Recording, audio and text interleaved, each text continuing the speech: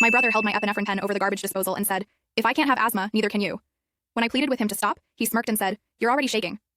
How much is that? 160 BPM. How long before your lungs give out? I didn't say a word. That was 9 days ago. This morning, he was in tears in court as the charges were read aloud. My brother faked asthma attacks because he envied the attention my condition got from our parents. Ethan, 5 years older, took my severe asthma as a personal affront. He'd hide my inhaler before gym class. He'd tamper with my rescue meds, telling our parents I was exaggerating my symptoms for sympathy. When I was 10, he disposed of my inhaler before a school field trip, landing me in the ICU. He told classmates I was faking wheezes for special treatment. My parents urged me to be patient, saying he was just jealous of the medical focus. I had no clue how dangerous his resentment would become. At 18, Ethan announced at breakfast he'd been feeling short of breath and dizzy between classes. He grabbed my peak flow meter, claiming some odd readings were his from borrowing it. Mom immediately booked him a pulmonologist appointment while Ethan told his friends he was likely getting an asthma diagnosis. Tests showed perfect lung function, but he insisted they missed his exercise-induced asthma. Within days, he demanded the same inhaler schedule and accommodations as me, timing his fake episodes with my actual medication needs. Every week brought new dramatic asthma attacks for Ethan. It didn't matter that you need medication to trigger severe breathing issues, which Ethan wasn't taking. No logic applied.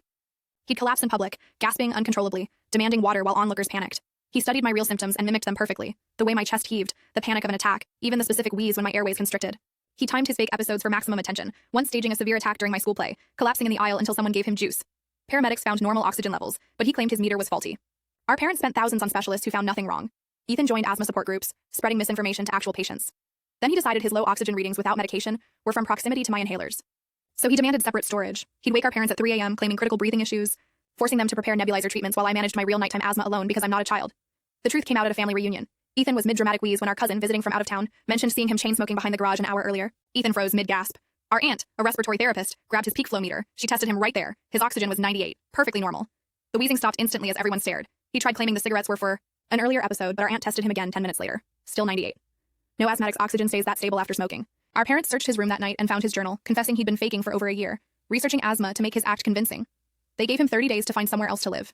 He screamed they were choosing their defective kid over the healthy one, but for once they didn't fall for his manipulation. Yet Ethan wasn't done. The next morning, I woke to my inhaler beeping empty. Impossible, as I'd refilled it the night before. All my backup epinephrine pens were gone from the medicine cabinet. My emergency nebulizer was missing. Even my hidden stash in my room was gone. Ethan stood in the bathroom holding my entire life-saving medication supply over the sink. "If I can't have asthma," he said coolly, "neither can you." He'd already flushed half down the drain. Hundreds of dollars in medication vanished in seconds. The rest he held over the disposal. I had maybe 6 hours before my airways would close dangerously. The pharmacy was closed for the holiday weekend, not opening for 3 days. The nearest hospital was 2 hours away. My parents were out at a holiday sale, not answering their phones. Without epinephrine, I'd be in anaphylactic shock within hours, my lungs seizing as my body suffocated. "Here's how it'll go, Ethan," said, his finger hovering over the disposal switch. "You'll tell Mom and Dad you've been teaching me to fake this all along.